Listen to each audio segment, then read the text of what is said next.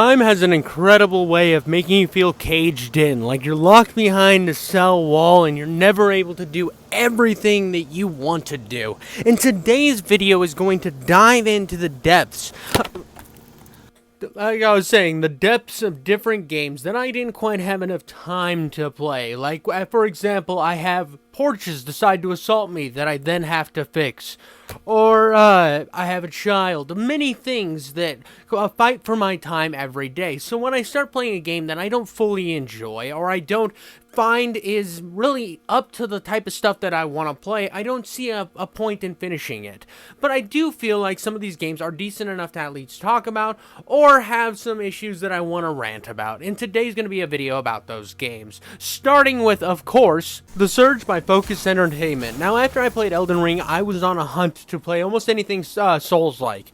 And this was one of the top recommended games. Now, when I fired this game up, I thought the aesthetic was incredibly cool. I liked the sci-fi direction. The one thing that threw me off is why I didn't have weapons like guns and stuff in the future, where everything's got this like power and they're shooting rockets at me, and right away I'm stuck with this weird arm stick. Now, the cool mechanic of this game is when you cut off limbs or whatever, you then get their weapons. I just felt the game felt so incredibly clunky. It just felt like I was swinging, I don't know, a second late. It was like I had sneezed into my controller and some boogies had gotten in there and they were just growing mold to push the button back where I wasn't quite getting the timing right. And that's kind of batshit crazy to me, considering the Souls games in and of themselves have kind of a clunky nature to them as well. I mean, I'm a Souls fan. I love a lot of the games, but I have to admit that they have a bit of a clunkiness, and that's part of the charm, and that you work with it and it becomes almost a core mechanic. This game seems to hold you back, and it gets kind of extremely irritating when you do get to boss fights and stuff like that, because they add in different mechanics that I feel almost stand at in kind of as an opposition to what this game's trying to do, leaving this game in kind of a weird position compared to some of the Souls-likes out there that I think really amplify the formula and sometimes even kind of compete with what FromSoft is doing. This game almost feels like a bad imitation with a different skin on it. It's almost like, what if we put a mod on Dark Souls that was super sci-fi, only more of an irritation to play? Well, that is The Surge. And as much as I do love the aesthetic, like I said, and I think that there is some cool stuff in this, it's got that Matt Damon vibes from that weird sci-fi movie he was in. It's called Elysium or something like that. I don't know, I didn't actually watch the movie. I just saw the trailers back in the day, and I'm like, oh, he's got like an exoskeleton and a gun. And like I said, this game I feel like would have been more fun if it would have added in some third-person shooting mechanics and really tried to go off for that over-the-top sci-fi. And it kind of sits in this really aggravating spot in my mind where I'm kind of sick of studios saying, oh, let's just make it a Souls-like. That's popular right now. And this was kind of the first example of that. One of the big first examples where a AAA studio was like, look what FromSoft's doing that over there. Instead of doing something different and just making it like this fun over-the-top game that has some difficulty spikes, now let's just make a Souls-like, but make it more irritating. And when I talk about more irritating, the first boss fight in this game was so goddamn annoying to me. The way this game's boss fights work, or at least the first boss fight, is you have to wear it down, kind of like a Sekiro parry meter, is my best example. And although I think Sekiro is my least favorite of the Souls games, I understand why it had the parry meter. I understand why it wanted you to play that style, and it was going for this like cool, like samurai flick. It had this aesthetic that it was trying to master, and it was utilizing the game mechanics to push in that direction.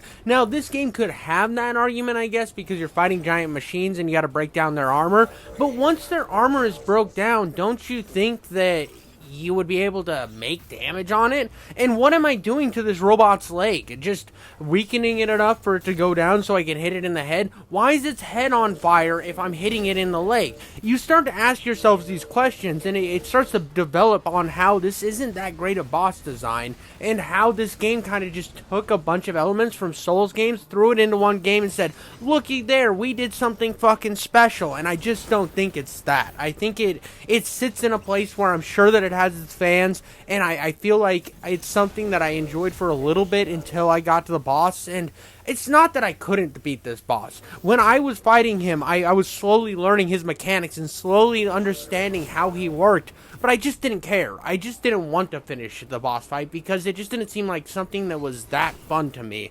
This game was one of the reasons why I got kind of, I don't know, from soft overload, where I was just a little bit done with the whole genre. After I did this, I went and played Bloodborne and all the good Souls games, and I got to the point where it's like, oh, if it's not from soft, or if it's not another Revenant game, I'm kind of out. Unless they do something so different that I look over at them and I'm like, yes, you're taking something and going in a completely new direction. You're not just a copy of a copy that feels thrown together with a really pretty coat of paint on it. And that's what I have to say at the end of this. Is just like, this does have a very pretty coat of paint on it. I think the environments are incredible. I think the sound design is top notch. It's just, I don't like the way the game feels. I don't really like the way the game plays. It feels just so knockoffy.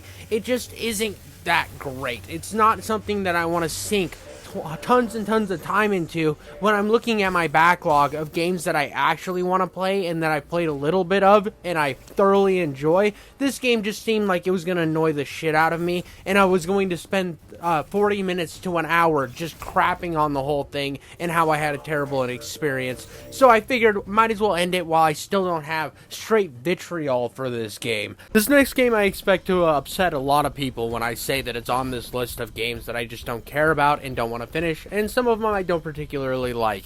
And this is one of the games I don't particularly like. And that's crazy to me considering how much of this game I do like. When it comes to the movement throughout the city, I think this has better movement than Insomniac's later Spider-Man games. I think that this game has some pretty good shooting mechanics. I think its traversal and shooting should be fun enough to push me through this game. Not to mention that its art design is really, really bright and over the top. And when it comes to a game where you're running around killing zombies, it is kind of refreshing to see something that tried to go the extra mile to make a difference, to really put itself aside from everything else. But for me, where it ended as soon as I met other NPCs in this game, I find the writing in this game to be some of the most annoying millennial bullshit I have ever ran into in a game. And it's the same problems I have with the modern Spider-Man games writings. You can tell the same writers worked on both of those pieces of shit. And I just can't get myself through the fact that I hate the characters in this game so much that I'd rather the zombies kill them than to spend more than 5 minutes dealing with them. Not to mention, by the time I had kind of found this game and discovered this era, I'd pushed myself through so many open world games that I was kind of done with open world stuff. And then when I started getting that itch again, I'm like, I'm going to give Sunset Overdrive another chance. I feel like maybe I judged them too harshly and I jump back in. And I'm still not a fan. I'd rather go play Saints Row 3 for like a third, fourth time. I'd rather go and play Grand Theft Auto, any of them. Any of the Grand Theft Auto stories. I have so many open world games that I could play other than this that I find so much more engaging in terms of character design and storytelling. And this game just falls so flat for me. And it sucks because, like I said, there is a lot of good going toward this game. I think that this is way better combat-wise than Spider-Man will ever hope to be, because at least this is trying to be different. At least it's trying to do something. And I know I'm turning this into a rant about Spider-Man, but the closest game Insomniac's made to this style since this is Spider-Man with its traversal mechanics. And this game shits on Spider-Man's mouth all day, every day. The things that Spider-Man wishes Mary Jane would do to him, give him an old golden shower, this game does. I just don't think I really flow with a lot of what Insomniac does in terms of like actual real world people. Now when it comes to like Ratchet and Clank, I think that universe they have crafted really well, and anytime a new Ratchet and Clank game comes out, I want to play it because I find those games engaging.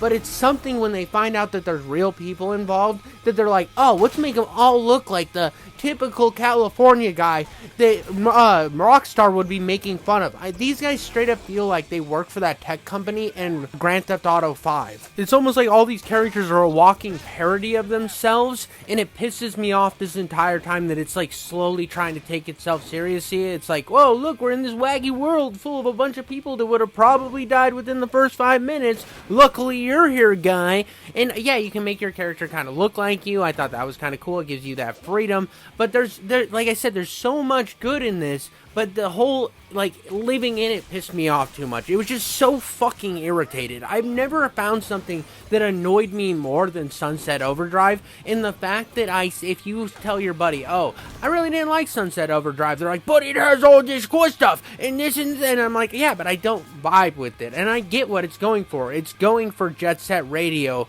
meets, like, third-person Crackdown. It's Jet Set Radio meets Crackdown. And I don't like Crackdown that much. But before I end on shitting on this game a little more, I do want to go back to giving it a little more praise, because like the weapon design is goofy and over the top, and the abilities you get with them is so much fun.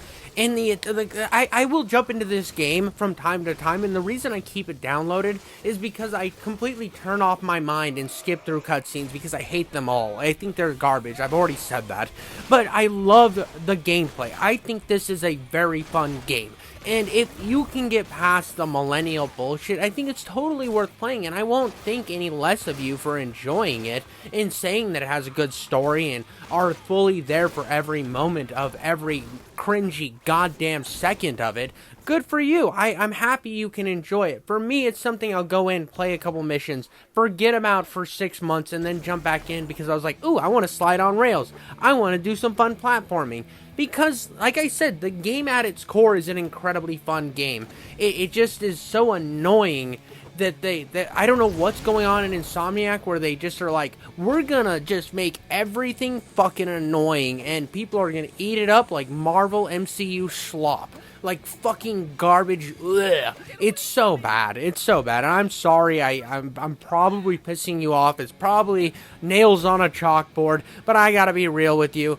Not a fan of all the fucking story bullshit going on in this game. But let's get on to the next one. Dredge is a game that came out in 2023, developed by Team 17.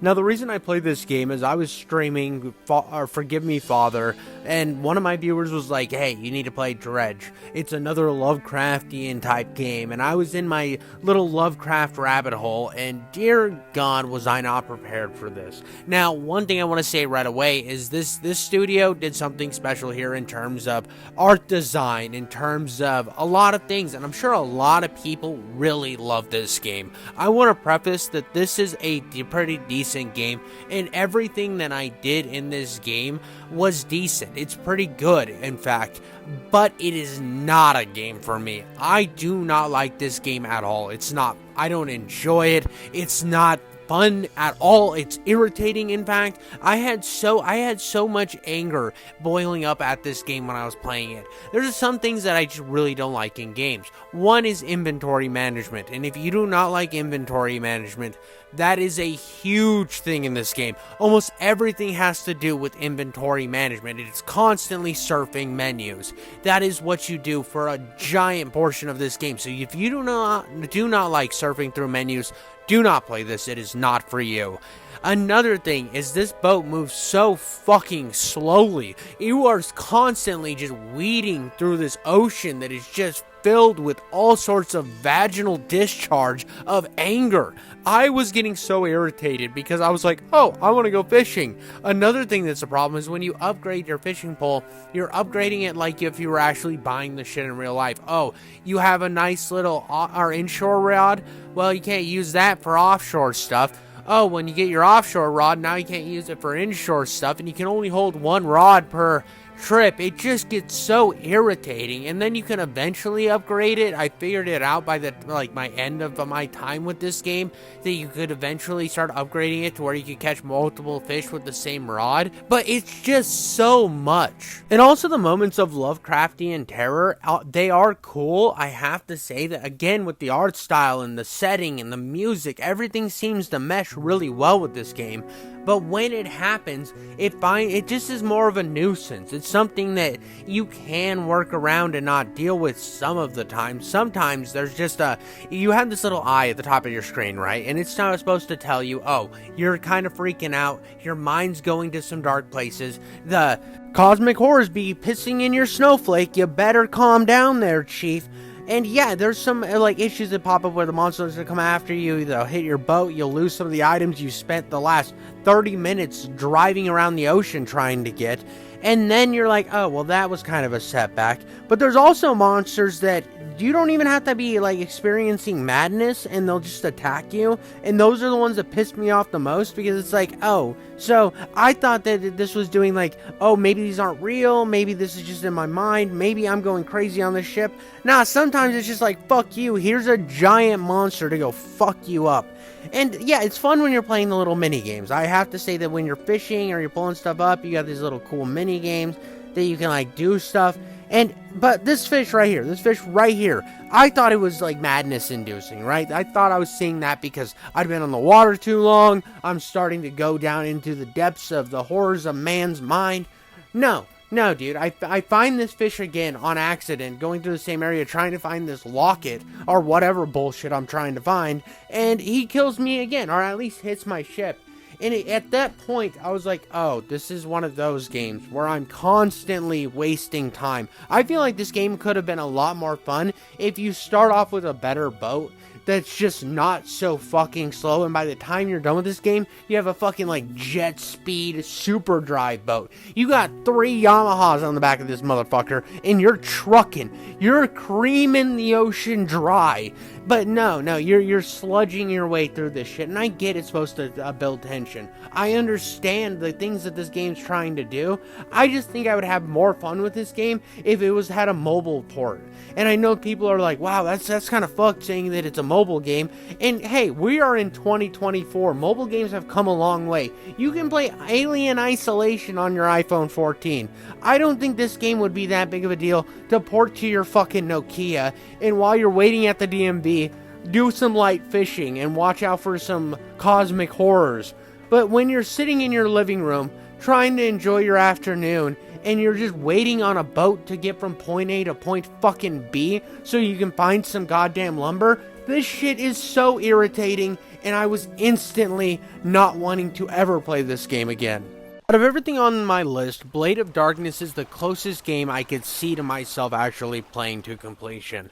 I don't hate this game by any means. Actually, I find this game incredibly fun at times. But this game sits in that weird little niche of mine where it's too old for me to enjoy. And that could piss off a lot of people, and that sentiment can be like, that's horrible, why would you be that kind of guy? And I feel you there. I've actually turned around on my opinions on GoldenEye by playing it through cloud gaming while my wife watches whatever reality TV bullshit she decides to try to shove down my gullet.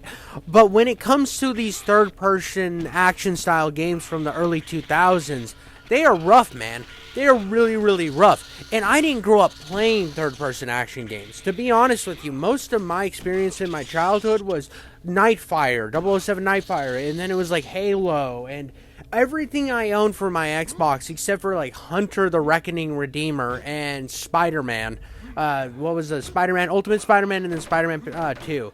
All my other games were first-person shooters. Almost everything, exclusively. To this day, I still prefer a first-person shooter over a third-person action game. I don't know what it is. I know a lot of people look down on the first-person shooter genre, but because I don't have that nostalgia and that ability to kind of get over the old kinks in this game, it makes it a very irritating experience when I'm a couple hours in, and I end up putting this dang game down over and over again. It's just a constant repetitious cycle where I play it for a while, say, hey, I really fuck with this game. I am going to get deep into its nice, beautiful little pussy, and then enjoy some clitoris for a while, and then I pick a new character, I start a new game, and each character kind of starts in an absolutely different way. This game has some really cool freaking ideas going for it, because I played as 2 different characters now, and both of my character playthroughs start very differently. No, I don't know about the rest of the game. In fact, I only played like the opening levels for 2 different characters.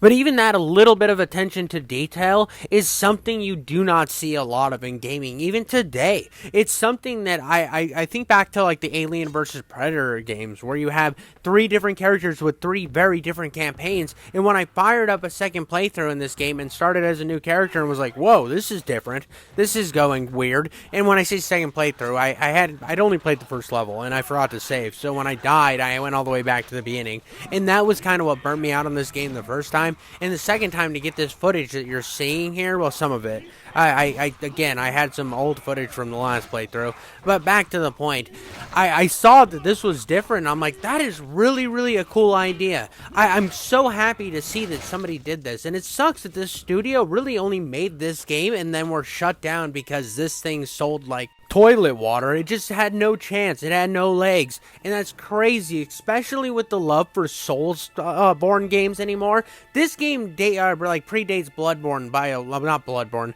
Demon Souls by quite a while. And this feels so much like a FromSoft game. This is definitely, if I were to put this, like, if this game would have been made from From Software and been the preemptive game that led into Demon Souls, I would have 100% believed you. Now, I haven't fought any of the bosses or anything, but when it comes to the moment-to-moment combat, this feels just like a FromSoft game. It's weird how close it feels. It just feels like a very, very, very dated FromSoft game that if you get irritated with normal FromSoft games, this game's going to irritate you on another level. Now, I got it because I kind of saw in the reviews on Xbox that it kind of felt like a FromSoft game, and I was like, I'll give it a shot.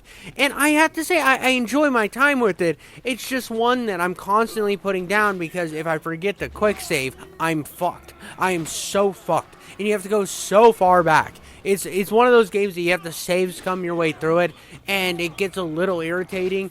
And it's not really a genre that I am too fully invested in. I like my fantasy games a little faster paced, and with this being like a 2000s feeling FromSoft game, it's just FromSoft with less enemies and more jank. And to me, isn't something that I see myself getting back into at any time. But I wanted to give it a shout out in this video because unlike the other games, I actually have a lot of love and respect for this game. And that's saying a lot because I've only put in like 3 hours at max into this game. I put very little time, and I knew that it was going to be something that would be enjoyable if I was willing to put my teeth on the grindstone and bite hard and get ready for some deep digging. Because this game is difficult. This game has a lot of moving parts. It's like joining a FromSoft adventure, and when I got into it, I don't think I was fully ready for that. And when I jumped back in to get footage for this video, or more footage than I already had for this video, I really thought, you know, I could see me playing this in the future if I end up getting enough time to do so. And hell, maybe if I get enough love on this video, I will make a video on it. I will put the time in my life to sit down and play this monstrosity of a game. But I'm telling you, I'm not going to do what I did with Nier Automata. That shit didn't pay out. I will play as one character, and I will try to get as far as I can. But I don't know if the love is out there for Blade of Darkness or whatever this game is called. But if it is, hit me up. Let me know. Show me some love on this video, and I might make a video on it.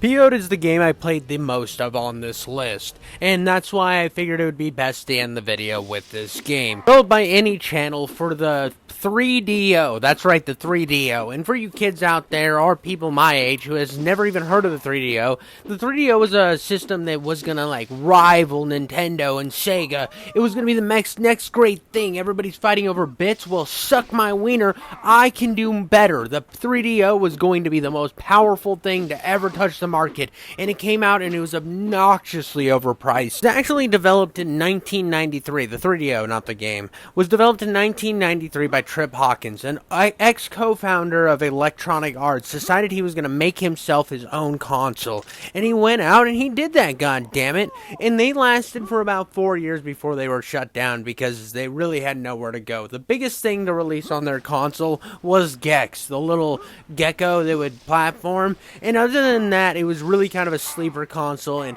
I'm sure that there was fanboys at the time who was like, yeah, but your console's not as powerful as mine, only to find out that it had one of the worst ports of Doom ever made. I guess I read that on the internet. I can't tell you from first-hand experience because I've never owned a 3DO and I never will.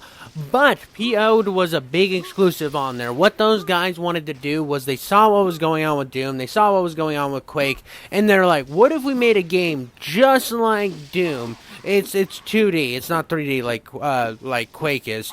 But they're like, what if we did that and screw off all these other guys? I mean, we're gonna have it be that attitude style, just like Duke Nukem, except for we're gonna play as a chef. That's right, a chef. That's what you play as in this goddamn game, and all of your stuff is like kitchen utensils or space guns. But we're going to take this Doom-style engine, because this is not like the build engine by any means. This is way more original Doom-styled, and we're just going to make you jump everywhere. And yeah, that's what you heard right. Have you tried using the momentum in Doom to jump? It's awful. It's so bad. But then these guys were like, we'll just add a jump button, and then we'll add a feature that in the top left corner of the game, when you see feet, you basically just like sludge your way across the arena. But then every once in a while, those feet will get shoes on. When do they get shoes on? I have no idea. How do they get shoes on? Still no fucking idea. It just seems to happen. And then you go from like slowly trudging your way through the level to sonic booming your way through the level, and you have absolutely no control over your guy. And then this game wants you to platform with that. That's right, platform. It is the worst platforming I have ever done in a first-person shooter. Ever. And it sucks because I think this game has some like really cool design. And this port in general is made by one of my favorite studios of all time. This started as an April Fool's joke by Night Dive Studios. They said, hey, what if we did this? Wouldn't that be funny? And probably had already gotten it done. And people were like, yeah, no, I've never heard of that. What the fuck is poed? And why are their butts shooting at you? Why is their butts pooping projectiles at your face? That's right, these have like the monster butts. That's every enemy seems like they're just a butt trying to kill you, which is super weird, except for the bats and there's naked ladies with blasters out for hands. This is a really weird game. To be honest, I bought this game, one, because Night Dive had a hand in it, and when Night Dive does anything, I want to be there. I love FPS games.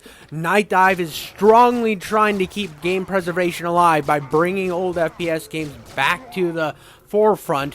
And speaking of that, hey, Rebellion, maybe ask Night Dive to remaster your goddamn Judge Dredd game, since you won't do it even though they own all the rights to Judge Dredd. They even still publish the comic books, but yet they haven't had a Night Dive remaster of their wonderfully amazing FPS game. But back onto this weird piece of shit. The other reason I picked this game up is I thought it looked funny. There's butts that shoot projectiles at you. That's amazing. And you throw meat cleavers at them. How many meat cleavers do you keep on your pockets? All of the meat cleavers. You keep all of the meat cleavers in your pockets, which is insane. And then you have this weird like tattoo zap gun. I saw the trailer for this and said I wanted it, and I forgot about it, and then it hit a deep sale, and I said, alright, you are joining my Xbox family. You are going to be on my thing. I was originally going to get this game on PlayStation the first time I saw it on sale. Glad I didn't, because my PS5 broke like a piece of shit. By the time this video comes out, maybe they'll have sent me a new one. I don't know. PlayStation sucks. Their customer service suck. Not the console itself. I actually think that the utilization of the PlayStation is really cool, and I like their whole, like, I don't know. I don't hate PlayStation. I'm just mad still. But on this game, I was actually going to, like, play it a long time ago. Didn't. Then I got it on my Xbox, and I was like, I'm going to give it a shot. And the platforming is so fucking bad because of the shoes thing. Right now, you see me zipping around. And then all of a sudden, it turns to feet, and you'll fall. You have no idea when this happens. Sometimes it'll turn into shoes after a couple seconds. Sometimes you won't see the shoes for a long time. It's just all over the place, which makes platforming in this game so ungodly awful. Like, if it was super fast all the time, I'd be like, fine. It feels like I'm moving around on ice with my feet covered in jizz. Fine, whatever. I'm slick. It's super slick. I'm like an Italian's hair. But at the end of the day, I then turn into like the slowest blob. It's running like how I move. I'm fat. I can't get places very quickly. But this game seems to know that. So only sometimes it moves like me. Other times it moves like jizz on ice. I do not understand. I actually don't know if jizz is fast on ice. That's a weird thing that I'm kind of stopping and realizing right now, that I don't know the actual like science behind the quickness of jizz on ice. What's the splooge to ice ratio to make that happen? Anyways, this game's like enemy design, top tier, absolutely wonderful. Like I said, the levels seem incredibly fun. I like the verticality of this game. I just don't like the way the game functions. And it gets slightly better when you get a jetpack, but the fact that you have to like rely on the jetpack as hard as you do to be able to do the platforming is a crucial misstep of this game. And it's such a nightmare traversing without that jetpack, because the jetpack also relies on fuel. So you're trying to make sure that you utilize the fuel levels to the right degree to be able to like get all the stuff you need in the next couple levels. But you are also like, well, if I try to jump using my feet, I'm probably going to lose, and I'm probably not going to be able to actually finish this game. And the secrets in this game rely heavily on the idea that you need to be able to do this platforming. I don't know what the sick fucks over at Any Channel Games were thinking when they made this. I don't know if they like play tested it, but this thing's a nightmare. This game is all over the place, and sometimes in a very good way. I mean, I kept playing this game just because of the sheer awe of what I was playing. The enemy design was always sucking me back in, and I like being sucked off. It's one of my favorite things. But when I'm constantly getting irritated because I don't feel like I have any possibility of knowing what I'm able to do, yeah, it gets a little irritating. And I got to the point this last weekend where I was just like, I can't play this anymore. I thought this was going to be a fun video where I talk about poop shooting at me, and maybe I'll get to some of the boss fights and they'll be really goofy and I'll really enjoy this. Hitting people with a frying pan is hilarious. But at the end of the day, man, I don't have the time or the patience to make this game work. It's too fucking insufferable. And I know I could drop the difficulty level down to where I don't die as much, but dying was never the issue I was having in this game. I feel like the game's not that difficult. It's just the platforming is one of the worst things ever put on a console ever. And it's all because of one mechanic. I just don't get it, man. I just don't get it. Maybe I'm doing this game wrong, I have no idea. But this game's probably going to endlessly be on the back burner for the rest of its existence. And it's probably $5 not well spent. Well, there you have it. Those are just some games that are just truly going to sit in the backlog of my gaming library until the end of time and probably never be finished. Some of which I found to be actually fun games. Well, a couple of them. And then the others were just absolutely annoying schlogs. It's one of those things that we've all been there. We all have those moments. In fact, let me know some of your games that maybe they're top-end AAA games that everyone else loved but you hated. Maybe it is some weird niche bullshit, just like I have in this video, that you too got and were like, oh, I'm so excited to play this, only to find out that it's a splooge on ice. Who knows? But all I know is I'm glad you showed up to watch this video today, and every time you hit subscribe or like or jerk off in your closet alone and sad, I just want you to know I appreciate it, and I appreciate you, because you're what ties this channel together. And yeah, I hope you enjoyed the video. Let me know in the comments below, and until next time, I don't give a fuck.